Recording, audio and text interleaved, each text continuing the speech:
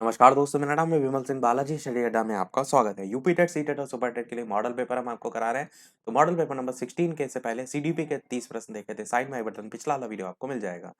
आज हम देखेंगे इसी मॉडल पेपर के हिंदी के 30 प्रश्न। चलिए शुरू करते हैं। प्रश्न नंबर 31 से प्रश्न आपका है कि हिंदी की कक्षा में प्रायः हिंदीतर भाषी बच्चे हिंदी सीखने में अनेक कठिनाइयों का सामना करते हैं। इसका रीजन पूछा गया है।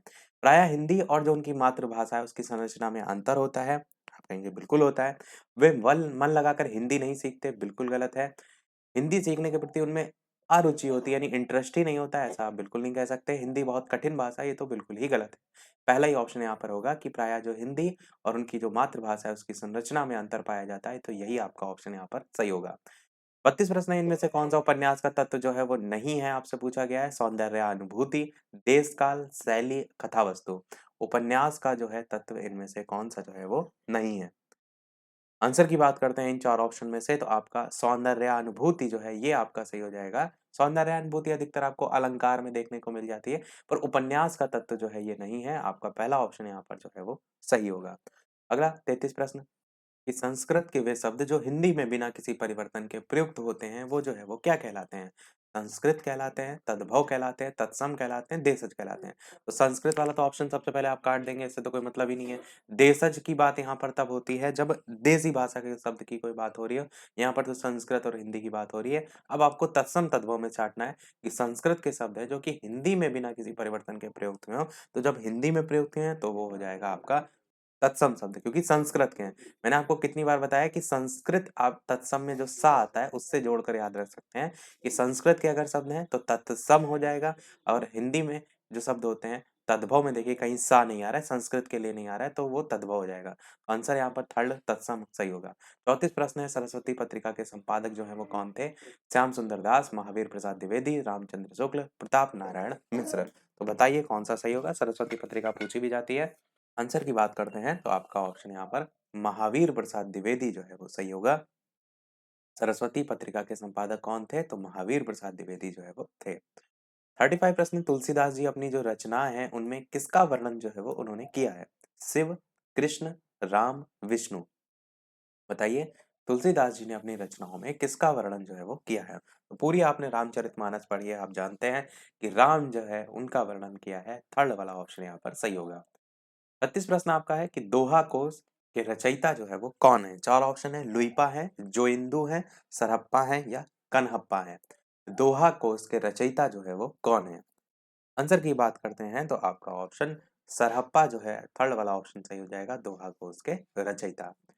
37 प्रश्न है आपका, विद्यार्थी शब्द में कौन सी संधि होगी। तो आप इसका ब्रेक करके देख लेंगे। विद्या धन अर्थी होगा, तो आ और आ मिलकर क्या बना रहा है, बड़ा आ बना रहा है। और बड़ा आ आपका किस में बनता है, दीर्घ गुण अयादि या यड़, तो दीर्घ संधि में होता है। पहला वाला ये ऑप्शन यहाँ पर सही होगा। अगला, रामायण का संधि विच्छेद क्या होगा। राम प्लस आयन, राम प्लस अयन, राम प्लस यन, रमा प्लस आयन। बताइए इनमें से रामायण का संधि संधि विच्छेद क्या होगा। आंसर की बात करते हैं इन चार ऑप्शन में से, तो आपका ऑप्शन यहाँ पर राम, और यहाँ पर देखेंगे अगर इसे ब्रेक करेंगे तो यहाँ से ब्रेक होगा ना, आयन करके, आयन नहीं होगा, आयन करके। तो पहला वाला यहाँ पर सही होगा। राम प्लस आयन जो है इसका सही संधि विच्छेद होगा। अगला आपका 39 प्रश्न है, पद्मासन में कौन सा जो है वो समास है। द्वंद्व समास है, कर्मधारय समास है, बहुब्रीहि समास है या फिर तत्पुरुष समास है। बताइए इनमें से कौन सा सही होगा। पद्मासन जो है इसमें कौन सा जो है वो समास है। आंसर की बात करते हैं तो आपका इन चार ऑप्शन में से थर्ड वाला ऑप्शन सही होगा, यानी कि बहुब्रीहि समास होगा। जब कोई तीसरा पद प्रधान होता है ना, वहां पर होता है बहुब्रीहि समास। तो पद है आसन जिसका, इस तरीके से आप इसका समास विग्रह जो है वो कर सकते हैं। या फिर कमल के आसन वाली, किनको कहा जाता है, सरस्वती या लक्ष्मी जी को, तो पद्मासन आपका बहुब्रीहि समास हो जाएगा। 40 प्रश्न आपका है कि रण कुशल जो है उसमें समास जो है वो कौन सा होगा। तत्पुरुष समास होगा, द्वंद्व समास होगा, अव्ययी भाव समास होगा या बहुब्रीहि समास होगा। आपको बताना है रण कुशल में कौन सा जो है वो समास होगा। आंसर की बात करते हैं इन चार ऑप्शन में से, तो आपका ऑप्शन तत्पुरुष समास यहाँ पर जो है वो सही होगा। रण कुशल में तत्पुरुष समास है। अगला देखते हैं 41 प्रश्न, कंदरा जो है किसका पर्यायवाची है। चार ऑप्शन है, गुफा, खोह, गुहा या सभी। बताइए इनमें से कंदरा किसका पर्यायवाची जो है वो है। आंसर की बात करते हैं इन चार ऑप्शन में से, तो आप कहेंगे गुफा का पर्यायवाची होता है आपका कंदरा। पहला ऑप्शन यहाँ पर जो है सही होगा। या ऑप्शन में आपको घाटी देखने को मिले तो आपका घाटी भी सही हो सकता है, और गुफा जो है उसका पर्यायवाची है, यही आपका सही होगा। अगला देखते हैं 42। कस्तूरी किसका पर्यायवाची है? चार ऑप्शन है, मृगमद का है, मनसिज का है, पंखुड़ी का है, या गुचा का है। इस तरीके से चार ऑप्शन है। कस्तूरी जो है किसका पर्यायवाची है? आंसर की बात करते हैं इन चार ऑप्शन में से, तो आपका मृगमद जो है वो सही हो जाएगा। कस्तूरी आप देखते हैं वो एक महक सी टे है, इस तरीके छोटे से होता है, उसी से ही आपका ये मृग के जो है उसी से ही निकलती है। इसके और भी होते हैं, कस्तूरिका होता है, और गंध शेखर होता है, मृगमद होता है, मृगांडज होता है, कुरंगनाभि होता है, ये सब इसके पर्यायवाची होते हैं। तो यहाँ पर आपका जो है मृगमद जो है वो सही होगा। अगला है 43 प्रश्न कि अमरस किसका पर्यायवाची है? प्रेम, दया, संतोष, क्रोध। बताइए कौन सा सही होगा। इसके अलावा वीडियो पसंद आए तो वीडियो को लाइक भी अवश्य करते रहिएगा। इसी प्रकार अच्छे अच्छे प्रश्न हम प्रैक्टिस करते रहें। और ये जो प्रश्न आप कर रहे हैं प्रैक्टिस, यहाँ पर यूपी टेट में भी यही सब आपके पर्यायवाची वगैरह पूछे जा सकते हैं, सुपर टेट में भी पूछे जा सकते हैं। तो सभी एग्जाम के लिए, लेखपाल के लिए भी आपके ये सब पूछे जा सकते हैं। तो कोशिश ये कीजिएगा थोड़े थोड़े याद भी साथ में करते चलिएगा। आंसर की बात करते हैं, इनमें से कौन सा सही होगा। तो अमरस जो पर्यायवाची है वो आपका है क्रोध का। तो फोर्थ वाला यहाँ पर ऑप्शन जो है यहाँ पर जो है वो सही होगा। क्रोध के पर्यायवाची में आपका जो है, यानी अमरस या क्रोध में और पर्यायवाची में कौन कौन से आ जाते हैं, तो जैसे रोष आपका आता है, कहते हैं ना रोष व्याप्त कर रहे हैं, इस तरीके से काफी जगह आप न्यूज में भी ये वर्ड सुनते हैं। और अमरस के अलावा गुस्सा हो जाता है, एक आक्रोश हो जाता है, प्रतिघात हो जाता है, कोह हो जाता है। कोह भी जो है इसका पर्यायवाची होता है। तो ये आपका फोर्थ वाला ऑप्शन सही होगा। अगला है झंकृत किस शब्द का जो है वो विलोम है? निस्तब्ध का है, हलचल का है, कंपन का है, या गूंज का है। बताइए कौन सा सही होगा। झंकृत जो है किस शब्द का जो है वो विलोम है? निस्तब्ध, हलचल, कंपन, गूंज। आंसर की बात करते हैं तो झंकृत कर दिया करके आपने सुना होगा, निस्तब्ध आपका ऑप्शन यहाँ पर सही होगा। और विलोम पूछा गया है यहाँ पर, यानी कि जस्ट अपोजिट पूछा गया है। झंकृत कह सकते हैं झंकार युक्त, ऐसे थोड़ा सा समझ सकते हैं। आपका निस्तब्ध इसका विलोम हो जाएगा। अगला देखते हैं आपका, ढाढ़स का विलोम जो है शब्द क्या होगा? सांत्वना होगा, सहानुभूति होगा, त्रास होगा, या फिर अपनत्व होगा। ढाढ़स का विलोम, ढाढ़स बंधाना करके वर्ड आपने सेंटेंस सुना होगा, उससे इसका अर्थ निकालिए।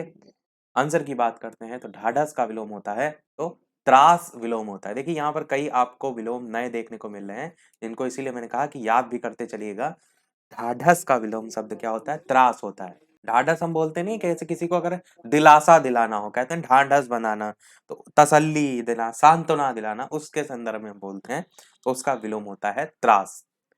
अगला 46 है, गुण का विपरीतार्थक शब्द जो है वो क्या होगा? दोष होगा, निर्गुण होगा, सगुण होगा, या स्वगुण होगा। बताइए गुण का जो है विपरीतार्थक शब्द जो है वो क्या होगा? गुण का विलोम क्या होता है? तो आप कहेंगे बिल्कुल दोष हो जाएगा। गुण का विलोम क्या होता है? दोष होता है। अगला 47 प्रश्न आपका है कि धरती और आकाश के बीच का स्थान जो है वो क्या कहलाता है? अंतरिक्ष कहलाता है, वायुयान कहलाता है, भूगर्भ कहलाता है, या ब्रह्मांड कहलाता है। अगला प्रश्न आपसे पूछा गया है, धरती और आकाश के बीच का स्थान क्या कहलाता है? अंतरिक्ष कहलाता है, वायुयान कहलाता है, भूगर्भ कहलाता है, या ब्रह्मांड कहलाता है। बताइए कौन सा इनमें से सही होगा। आंसर की बात करते हैं तो धरती और आकाश के बीच का स्थान कहलाता है अंतरिक्ष। आपका पहला वाला ऑप्शन यहाँ पर जो है वो सही होगा। अगला आपका है, जिसे गिनना असंभव है उसके लिए शब्द क्या यूज करते हैं? गणित यूज करते हैं, गिनती यूज करते हैं, अनगिनत यूज करते हैं, या अग्रगण्य यूज करते हैं। तो बताइए कि जिसे गिनना असंभव हो उसके लिए कौन सा शब्द जो है वो होगा। आंसर की बात करते हैं इन चार ऑप्शन में से, तो उसे कहते हैं अनगिनत। थर्ड वाला ऑप्शन यहाँ पर जो है वो सही होगा। अगला प्रश्न देखते हैं आपका तत्सम तद्भव से संबंधित, कि उलूक का तद्भव रूप जो है वो क्या होगा। पहला कह रहा है उल्लूक होगा, दूसरा कह रहा है उल्लू होगा, तीसरा कह रहा है उलोक होगा, और चौथा कह रहा है ओलूक होगा। तो उलूक का तद्भव रूप यानी कि हिंदी में बताना है क्या होगा। तो आपका इन चारों में से उल्लू जो है वो सही हो जाएगा। उल्लू का तत्सम क्या होता है? उलूक होता है, तो उसका तद्भव उल्लू हो जाएगा। अगला देखते हैं आपका 50 प्रश्न, दुष्परिणाम में किस उपसर्ग का प्रयोग जो है वो हुआ है? दुर उपसर्ग, दुस उपसर्ग, उद उपसर्ग या उप। तो देखिए उद तो बिल्कुल ही नहीं होगा, उप बिल्कुल ही नहीं होगा, दुर और दुस इनमें सबसे ज्यादा कंफ्यूजन होती है। तो बताइए फर्स्ट या सेकंड में से दुष्परिणाम में कौन सा उपसर्ग का यूज जो है वो हुआ है। आंसर की बात करते हैं इन चार ऑप्शन में से, तो आपका ऑप्शन दुष्परिणाम में जो है वो दुस का उपसर्ग हुआ है, सेकंड वाला जो है सही होगा। दुस और दुर में काफी कंफ्यूजन होती है, तो ध्यान रखिएगा दुष्परिणाम जो है इसमें दुस उपसर्ग का यूज जो है वो हुआ है। अगला देखते हैं आपका प्रश्न 51 की निरभिमान में कौन सा उपसर्ग जो है वो प्रयुक्त हुआ है। निर उपसर्ग, नी उपसर्ग, अभि उपसर्ग या फिर अपि उपसर्ग, कौन सा इनमें से सही होगा। चार ऑप्शन है निर, नी, अभि, अपि, कौन सा इनमें से सही होगा। निर अभिमान में कौन सा जो है उपसर्ग प्रयुक्त जो है वो होगा। आंसर की बात करते हैं तो जैसे ऊपर आपने देखा यहाँ पर था दुष्परिणाम में, तो दुष् उपसर्ग आ रहा था, निर अभिमान में निर उपसर्ग होगा। यही आपका ऑप्शन पहला वाला जो है सही होगा। अगला देखते हैं आपका 51 के बाद 52 प्रश्न। तिल का ताड़ करना जो मुहावरा है उसका क्या अर्थ होता है। तुच्छ जो बात है उसको महत्व देना, छोटी चीज को बड़ी कर देना, सच्चे व्यक्ति को झूठा साबित करना या निर्लज्ज होना। तो तिल का ताड़ करना मुहावरे का क्या अर्थ जो है वो होता है। आंसर की बात करते हैं इन चार ऑप्शन में से, तो आपका ऑप्शन होता है तिल का मतलब छोटी सी चीज को ताड़ कर देना, मतलब बड़ा कर देना, यानी कि तुच्छ बात को भी महत्व देना। तो आपका पहला ऑप्शन यहाँ पर सही होगा। अब देखिए इन्होंने क्या किया है, इन्होंने ऑप्शन जो बी दे रखा है वो भी कितना अच्छा दे रखा है। इसमें क्या कह रहा है, छोटी चीज को बड़ी कर देना, तो बिल्कुल तिल का ताड़ कर देना से मैच कर रहा है। तो कई बार ऐसा ही होता है कि ऑप्शन में भी आपको सेम चीजें देखने को मिलती हैं, तो आपको जो एक्चुअल अर्थ होता है, जो एक्चुअल उसका भाव होता है, उसके आंसर के साथ जाना होता है। किसी छोटी बात को बड़ा कर देना जो है, तुच्छ बात को कोई महत्व देना, ये मेन सेंस निकलता है तिल का ताड़ देना, ना कि छोटी चीज को बड़ी कर देने के सेंस में। क्योंकि पहला और दूसरा ऑप्शन एकदम सेम है, आपको अंतर समझना है। किसी तुच्छ बात को महत्व देना होता है तिल का ताड़ करना। 53 है, दांतों तले अंगुली चबाना किस मुहावरे का अर्थ है। पहला कह रहा है आश्चर्यचकित होना, दूसरा है शर्मिंदा होना, तीसरा है मजबूर होना और चौथा है निराश होना। बताइए इनमें से कौन सा जो है वो सही होगा। दांतों तले अंगुली चबाना किस मुहावरे का अर्थ है। आंसर की बात करते हैं तो कोई चीज ऐसे अचानक से होती ना, उसके संदर्भ में हम यूज करते हैं। तो ये आपका होगा आश्चर्यचकित होना, पहला ऑप्शन यहाँ पर जो है वो सही होगा। ना तो शर्मिंदा होना, ना तो मजबूर होना, ना तो निराश होना। अगला है सही वर्तनी वाला शब्द आपको यहाँ पर चुनना है। अनभिज्ञ आपका चार प्रकार से लिखा हुआ है, आपको बताना है इनमें से कौन सा सही है। अनिभिज्ञ होता है, अनभिज्ञ होता है या अनाभिज्ञ होता है या अनभिज्ञ होता है। इस तरीके से चार ऑप्शन है। आंसर की बात करते हैं तो सेकंड वाला यहाँ पर अनभिज्ञ सही लिखा हुआ है, ये आपकी सही वर्तनी वाला शब्द होता है। अगला भी सही वर्तनी वाला ही है, यहाँ पर जो है समादृत करके चार प्रकार से लिखा हुआ है। इसमें आपको बताना है कौन सा वाला जो है वो सही है।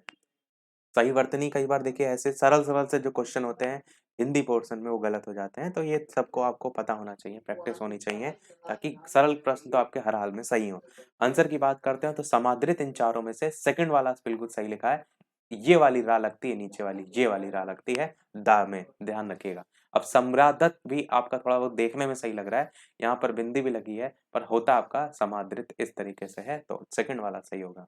56 आपका है काव्य जो शास्त्र है उसमें रसों की संख्या कितनी मानी गई है। 6, 7, 8 या फिर 9। आपको बताना है इनमें से कि काव्य शास्त्र में रसों की संख्या कितनी जो है वो मानी गई है। आंसर की बात करते हैं इन चारों में से, तो 9 टोटल संख्या ये मानी गई है। फोर्थ वाला यहाँ पर जो है वो सही होगा। अगला है चौपाई के प्रत्येक चरण में कितनी मात्राएं होती हैं। काफी बार मैंने आपको ट्रिक से भी बताया है कि चौपाई जो होती है, चारपाई जो होती है, उससे आप जोड़कर याद रखिए कि उसके जो चारों पाए होते हैं जिस पर वो चारपाई खड़ी होती है वो बराबर होते हैं।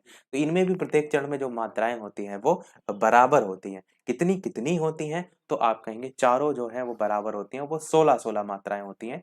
ये वाला थर्ड वाला ऑप्शन यहाँ पर जो है वो सही हो जाएगा। 16-16 मात्राएं जो है चौपाई के प्रत्येक चरण में होती हैं।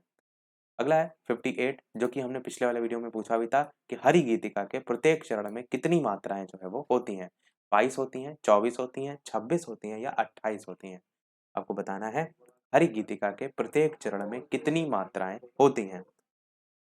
आंसर की बात करते हैं इन चारों ऑप्शन में से, तो हरि गीतिका जो है चार चरणों वाला एक सममात्रिक छंद होता है। इसका जो प्रत्येक चरण होता है उसमें 16 और 12 इस तरीके से समझिए, 16 व 12।